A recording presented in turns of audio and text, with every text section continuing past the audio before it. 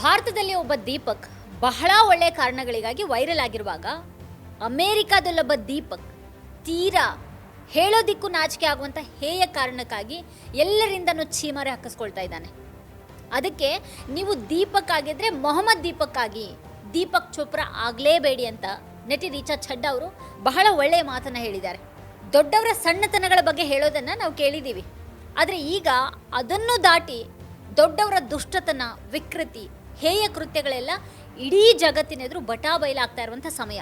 ಜಗತ್ತಿನ ಎಲ್ರಿಗೂ ಪಾಠ ಹೇಳೋರು ಸ್ವತಃ ಎಂಥ ವಿಕೃತಿಯ ವ್ಯಕ್ತಿತ್ವದವರು ಅನ್ನೋದು ಒಂದೊಂದಾಗಿ ಬಯಲಾಗ್ತಾ ಇದೆ. ಈಗ ಇವರು ಮಾತಾಡೋದಕ್ಕೆ ಶುರು ಮಾಡಿಬಿಟ್ರೆ ಇಡೀ ವಿಶ್ವದ ಎಲ್ಲ ಸಮಸ್ಯೆಗಳು ಇವರಲ್ಲೇ ಪರಿಹಾರ ಇದೆ ಅನ್ನೋ ಹಾಗೆ ಮಾತಾಡ್ತಾರೆ.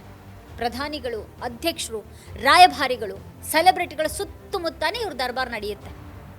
ಜಗತ್ತು ಹೇಗೆ ನಡಿಬೇಕು ಅಂತ ಇವರೇ ಡಿಸೈಡ್ ಮಾಡೋ ಹಾಗೆ ಮಾತಾಡ್ತಾರೆ.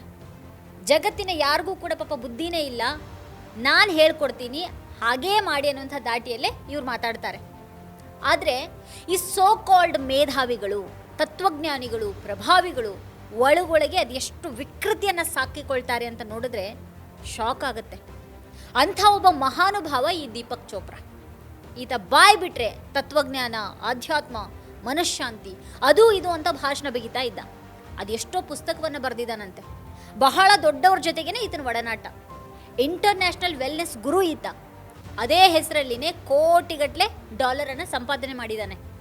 ಆಧುನಿಕ ಔಷಧಿ ಬೇಡ, ಯೋಗ ಮಾಡಿ, ಮೆಡಿಟೇಷನ್ ಮಾಡಿ ಅಂತೆಲ್ಲ ಜನರಿಗೆ ಪಾಠ ಮಾಡ್ತಾನೆ. ಸ್ವತಃ ಭಾರತದ ಅತ್ಯುನ್ನತ ವೈದ್ಯಕೀಯ ವಿಜ್ಞಾನ ಸಂಸ್ಥೆ ಏಮ್ಸ್ನಲ್ಲಿ ವೈದ್ಯ ವಿಜ್ಞಾನವನ್ನು ಕಲ್ತುಬಿಟ್ಟು ವೈದ್ಯನಾದ್ರೂ ಅದಕ್ಕೆ ತದ್ವಿರುದ್ಧವಾಗಿಯೇ ಮಾತಾಡಿ ಗುರು ಅಂತ ಕರೆಸ್ಕೊಳ್ತಾನೆ. ವೈಜ್ಞಾನಿಕ ಚಿಂತನೆಗೆ ಸಂಪೂರ್ಣ ವಿರುದ್ಧವಾಗಿಯೇ ಜನರಿಗೆ ಸಲಹೆಯನ್ನು ಕೊಟ್ಟು ಈತ ದುಡ್ಡು ಬಾಚ್ಕೊಳ್ತಾನೆ. ಈಗ ನೋಡಿದ್ರೆ ಈ 79 ವರ್ಷದ ವೃದ್ಧನ ವಿಕೃತಿಗಳೆಲ್ಲ ಹೊರಗೆ ಬಂದಿವೆ.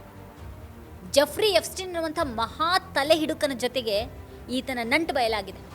ಆತನ ಜೊತೆಗೆ ಈ ಸೋ ಕಾಲ್ಡ್ ತತ್ವಜ್ಞಾನಿ ಹೆಣ್ಣು ಮಕ್ಕಳ ಬಗ್ಗೆ ಅದು ಎಷ್ಟು ಕೆಟ್ಟದಾಗಿ ಇಮೇಲ್ನಲ್ಲಿ ಹೇಳಿದ್ದಾನೆ ಅಂತ ಇಲ್ಲಿ ಹೇಳೋದಕ್ಕೂ ಕೂಡ ಅಸಹ್ಯ ಆಗುತ್ತೆ.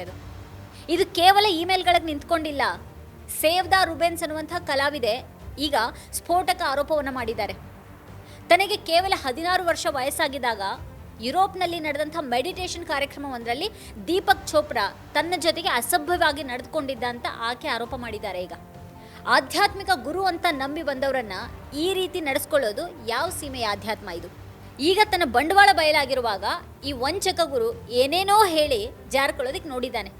ಒಳ್ಳೆಯ ಇಂಗ್ಲಿಷ್ ಪದಗಳ ಮೂಲಕ ನುಣ್ಚ್ಕೊಳ್ಳೋದಕ್ಕೆ ಪ್ರಯತ್ನ ಪಟ್ಟಿದ್ದಾನೆ. ಧರ್ಮ, ಆಧ್ಯಾತ್ಮವನ್ನು ವ್ಯಾಪಾರ ಮಾಡಿಕೊಂಡು ಜನರ ನಂಬಿಕೆಯನ್ನು ಹಣವಾಗಿ ಬದಲಾಯಿಸಿಕೊಳ್ಳುವಂಥ ಇಂಥ ವ್ಯಕ್ತಿಗಳನ್ನು ಇನ್ನೂ ಎಷ್ಟು ದಿನ ಅಂತ ಬೆಂಬಲಿಸಬೇಕು? ಜೆಫ್ರಿ ಎಪ್ಸ್ಟೈನ್ ಅನ್ನುವಂಥ ಒಬ್ಬ ಮಹಾ ಕ್ರಿಮಿನಲ್ ಅಂತ ಗೊತ್ತಿದ್ರೂ ಕೂಡ ಆತನ ಜೊತೆಗೆ ಇಂಥ ಅಪರಾಧಿ ಸ್ನೇಹವನ್ನು ಇಟ್ಕೊಂಡಿದ್ದಂಥ ಇವನನ್ನು ನಾವು ಗುರು ಅಂತ ಕರಿಬೇಕಾ? ಜನಸಾಮಾನ್ಯರು ಇಂಥ ಗ್ಲಾಮರಸ್ ಗುರುಗಳನ್ನು ಆರಾಧನೆ ಮಾಡೋದು ಬಿಟ್ಟುಬಿಟ್ಟು ಅವರ ಅಸಲಿ ಮುಖವನ್ನು ಗುರುತಿಸಬೇಕಾಗಿದೆ. ಆಧ್ಯಾತ್ಮಿಕತೆ ಹೆಸರಿನಲ್ಲಿ ನಡೆಯುವಂಥ ಈ ವಂಚನೆ ನಾಟಕದ ಬಗ್ಗೆ ನಿಮಗೇನು ಅಭಿಪ್ರಾಯ ಇದೆ? ಈ ಬಗ್ಗೆ ನೀವೇನು ಹೇಳ್ತೀರಿ ಅಂತ ಕೆಳಗಡೆ ಕಮೆಂಟ್ ಮಾಡಿ. ನೀವಿನ್ನೂ ವಾರ್ತಾಭಾರತಿ ಯೂಟ್ಯೂಬ್ ಚಾನಲನ್ನು ಸಬ್ಸ್ಕ್ರೈಬ್ ಮಾಡಿಲ್ಲ ಅನ್ನೋದಾದರೆ ಈ ಕೂಡಲೇ ವಿಡಿಯೋದಲ್ಲಿ ಕಾಣ್ತಾ ಇರುವಂಥ ಸಬ್ಸ್ಕ್ರೈಬ್ ಬಟನ್ ಹಾಗೆ ಪಕ್ಕದಲ್ಲೇ ಇರುವಂಥ ಬೆಲ್ ಐಕಾನ್ನ ಪ್ರೆಸ್ ಮಾಡಿ ನಮ್ಮನ್ನು ಪ್ರೋತ್ಸಾಹಿಸಿ. ಮತ್ತು ನಮ್ಮ ವಿಡಿಯೋಗಳನ್ನು ಮಿಸ್ ಮಾಡದೇ ಕೊನೆವರೆಗೂ ನೋಡಿ. ಅದ್ರ ಬಗ್ಗೆ ನಿಮಗೇನು ಅಭಿಪ್ರಾಯಗಳಿದೆ ಅದನ್ನು ವಿಡಿಯೋದ ಕೆಳಗಡೆ ಕಮೆಂಟ್ ಮಾಡಿ ನಮಗೆ ತಿಳಿಸಿ. ಹಾಗೆ ನಿಮ್ಗೆ ಇಷ್ಟವಾದಂಥ ವಿಡಿಯೋಗಳ ಲಿಂಕನ್ನು ನಿಮ್ಮೆಲ್ಲ ಬಂಧು ಮಿತ್ರರಿಗೆ ವಾಟ್ಸಪ್ ಮಾಡಿ. Thank you.